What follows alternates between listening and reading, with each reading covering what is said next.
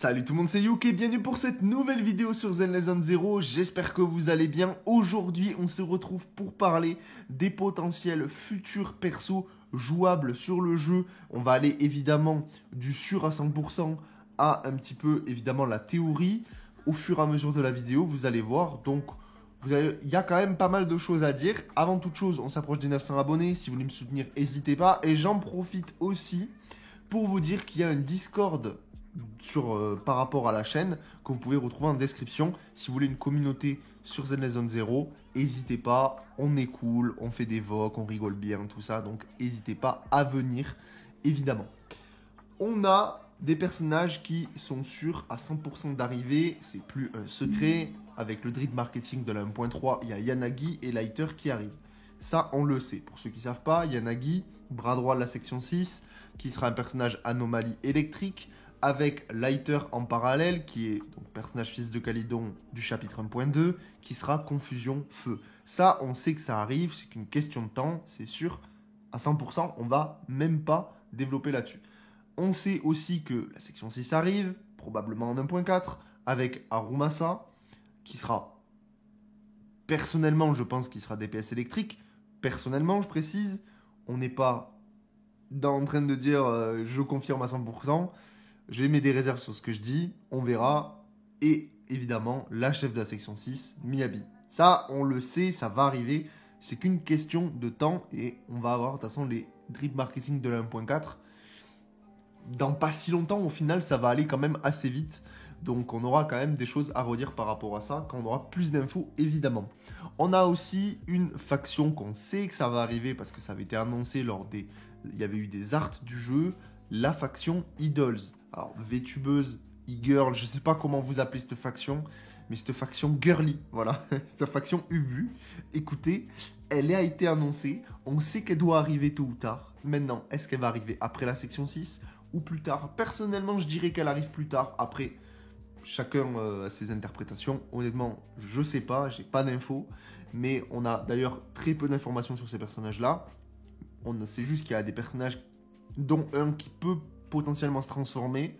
On verra évidemment quand on aura plus d'infos là-dessus, mais on sait que ça va être une faction qui va être jouable et je pense que ça va être une des prochaines factions après la section 6. Ça, j'y crois quand même. Avant la 2.0, je pense que les idoles seront là. On va commencer à en apprendre un peu plus dans un peu de temps encore. On a le temps, mais ça devrait pas tarder quand même dans le jeu. Mais quand même d'un côté...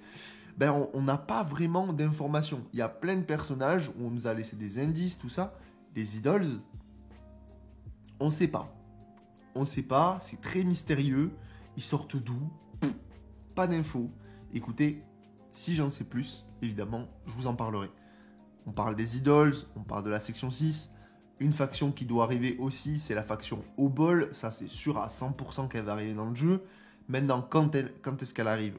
Pas d'informations aussi. La faction Obol, pour ceux qui ne savent pas, c'est la faction de Soldat 11. Donc le personnage qui est tout seul dans sa faction pour l'instant sur le jeu. Personnage très mystérieux. On ne connaît pas du tout sa faction. La seule chose qu'on connaît, c'est Trigger.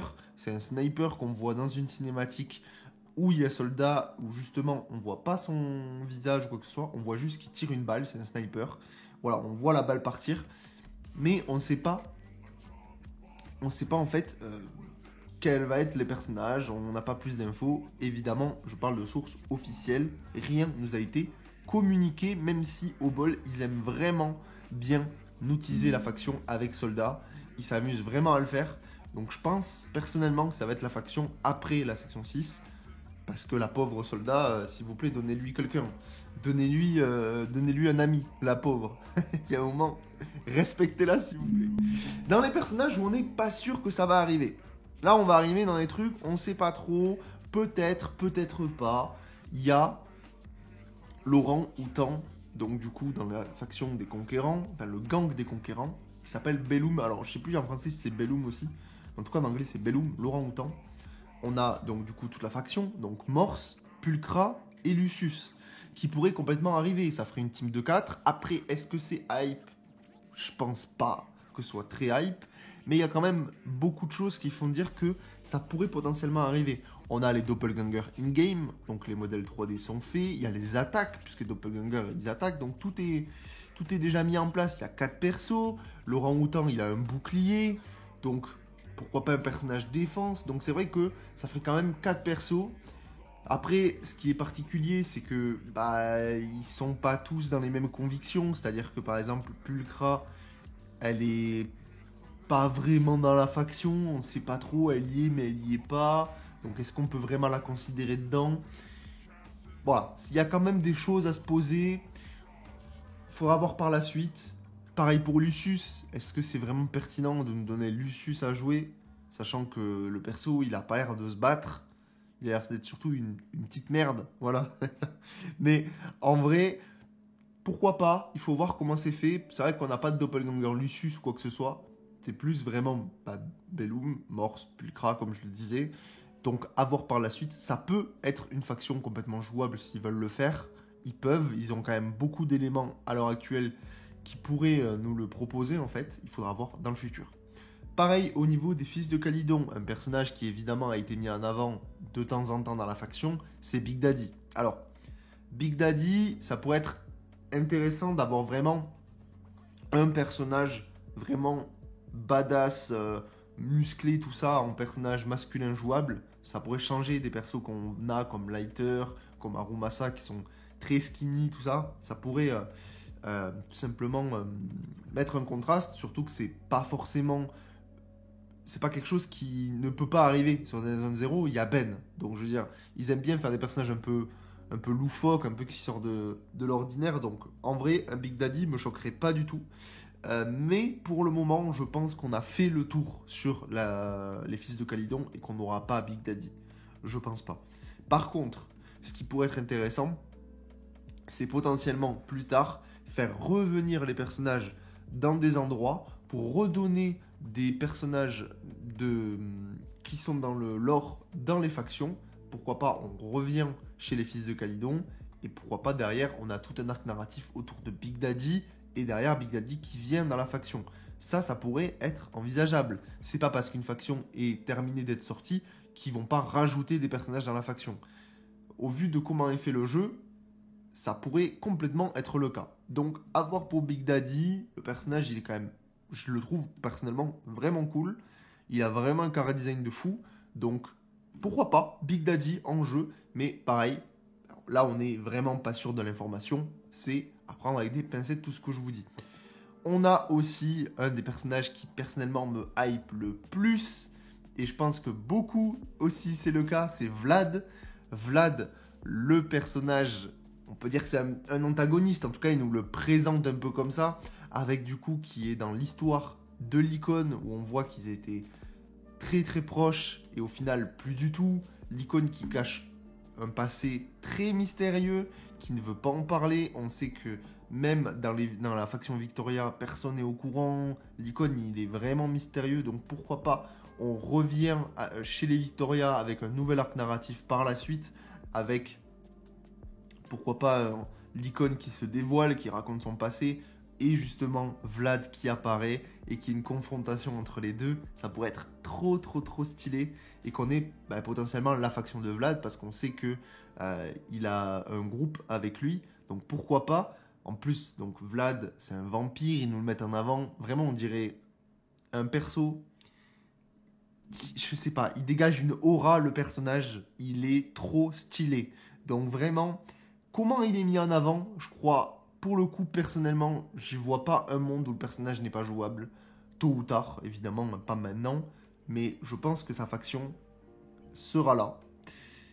Je pense que ce sera une faction de méchants, ou peut-être qu'ils vont nous l'annoncer différemment, que ce ne sera pas des méchants, tout ça. Dans le lore, ça va être vraiment mis différemment. Parce qu'on ne sait pas trop si c'est... C'est encore très mystérieux, mais on ne sait pas trop sa position vraiment concrète. Tout ça, comparé à Lucius, où on sait que c'est juste une merde. Voilà, là-dessus, il n'y a pas de secret. Vlad, on ne sait pas trop. Hein. C'est juste qu'il y a coupure avec l'icône. Donc, évidemment, on verra par la suite. Mais Vlad, le vampire, ça pourrait être trop stylé d'avoir une faction de vampires. Ou je ne sais pas trop comment il pourrait faire la faction. Mais waouh, Vlad, je suis extrêmement hype. Et j'espère qu'il va vraiment sortir un personnage jouable. Ce serait une erreur de fou, je pense, de ne pas le sortir. Évidemment, dans les pas sûr du tout que le personnage va arriver. On sait que Seth a un frère qui s'est passé des choses. Ça a été annoncé récemment dans on va dire dans un extrait qui est passé sur les réseaux de Seth qui parle de son frère, où il nous dit que, en fait, on ne sait pas trop ce qu'il est devenu, son frère, mais qu'il voulait être comme son frère, il était extrêmement admiratif et qu'il a eu une désillusion. Et on ne sait pas trop. Est-ce qu'il est mort? Est-ce qu'il a mal tourné, son frère? Ça a plus l'air d'être le cas qu'il a mal tourné. Donc peut-être par la suite, un arc narratif autour de la NEPS où on revient sur la NEPS et qu'on en apprend un peu plus sur Seth, pourquoi pas? Pour bifurquer sur un nouvel arc, donc avec son frère qui... Je sais pas, hein, tout ça c'est des théories. Donc je pense pas que ce sera un personnage jouable, mais on a quand même un personnage qui, pourquoi pas, pourrait arriver en tant que peut-être antagoniste avec peut-être une nouvelle faction, je sais pas. Évidemment, on a aussi tous les Void Hunters. Donc pour ceux qui ne savent pas, là, on a eu au démarrage du jeu un trailer qui parle du lore du jeu, où on nous a présenté pas mal de personnages du lore qui gravitent autour de Zenless Zone Zero, des anciens combattants qui étaient extrêmement puissants. On a eu donc du coup Swordmaster, Sunbringer, Joyous, Vike, Dan, la capitaine des mercenaires, on n'a pas son nom, on sait que ça s'appelle la capitaine des mercenaires. Et on a le professeur Arch qui est en rapport avec l'académie d'Helios. Personnellement, je pense pas que ce sera des personnages jouables. Ça pourrait être... Franchement, si c'est des personnages jouables, je me mets nu. Voilà, ça va être terrible. Je serai extrêmement hype, mais je pense pas. Mais je pense que ça va être des personnages extrêmement importants pour le lore. Ça va être des personnages qui ont accompli beaucoup de choses et qui... voilà, potentiellement, il va se passer des trucs, on va en apprendre plus sur eux. Et je pense notamment qu'on va déjà commencer à en apprendre un peu plus avec la 1.4, étant donné qu'à la fin de la 1.2, je vous spoil pas évidemment, pour ceux qui n'ont pas fait la 1.2 encore, on a un petit peu des indices, donc du coup sur la suite de la 1.4, avec notamment cette fameuse Académie Helios, je vous en dis pas plus, auquel est rattaché le professeur Arch dans le futur, puisque c'est lui qui a créé ce bâtiment-là. Donc ça pourrait être très intéressant de nous en parler au moment du lore, quand ça arrivera, parce qu'il y a quand même... En fait, je pense que c'est le moment pour le mettre un petit peu au devant de la scène, en apprendre un peu plus sur ce personnage. C'est le moment ou jamais, en fait. Donc, ça pourrait être parfait. Puis on sait que le professeur Arch a disparu dans cette fameuse Néant Zéro. Ça, c'est pas du lore du chapitre 2, vous inquiétez pas, c'est dans le trailer de cette vidéo-là dont je vous parle, où on nous dit clairement ça, en fait, qu'il a disparu et qu'on ne sait même pas s'il est encore en vie. Honnêtement, le professeur Arch, ça pourrait être trop stylé. Ça se trouve, il est pas mort, ça se trouve, ça va être un boss, on ne sait pas, mais je pense qu'il y a clairement il y a matériaux pour faire quelque chose. Maintenant, à voir s'ils vont le faire, ou est-ce que ce sera juste des légendes, ça, on verra. Et évidemment, pour moi, un personnage qui... Je pense pas qu'il va arriver, mais qui pourrait être stylé, c'est Sarah.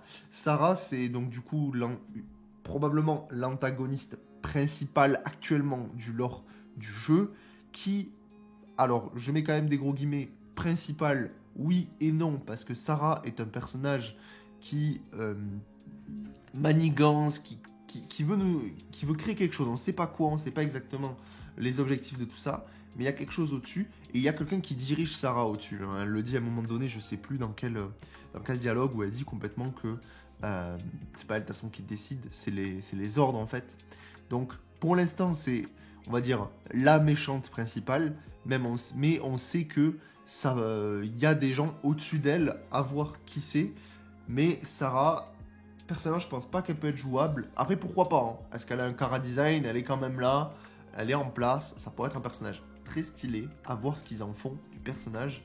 Et on en apprendra plus. De toute façon, je pense au fur et à mesure du lore. 1.4, 1.6, pourquoi pas. Voilà un petit peu au niveau des personnages que l'on sait, que l'on connaît, qui potentiellement peuvent arriver ou pas du tout. Mais en tout cas, des personnages importants qui gravitent autour du lore de Zenless Zone Zero. Dites-moi ce que vous pensez qu'il pourrait arriver. Est-ce que vous voulez rajouter des compléments à ce que je vous dis? Petit personnage que je connais pas. Évidemment, pas de leak comme d'habitude. Le but, là, on parle vraiment de source officielle qui permet de théoriser. C'est là où c'est intéressant. Donc n'hésitez pas à me dire ce que vous en pensez. Excusez-moi si je ne suis pas ultra actif sur cette vidéo en mode waouh, dinguerie et tout. Voilà, je suis complètement malade donc c'est compliqué. On essaye de faire au mieux. Voilà, je vous régale toujours une vidéo par jour. Mais voilà, là, il fallait bien que ça arrive tôt ou tard. On est sur de la maladie, on est sur je tank. Voilà, je tank depuis le début de la vidéo. Donc voilà, si vous avez kiffé cette vidéo, n'hésitez pas à vous abonner. Comme d'habitude, on fait une vidéo par jour sur le jeu. C'est super cool. Merci à tous ceux qui s'abonnent récemment, vous régalez. Et nous, on se retrouve donc du coup demain pour une nouvelle vidéo sur Zen Zone 0. Ciao, ciao.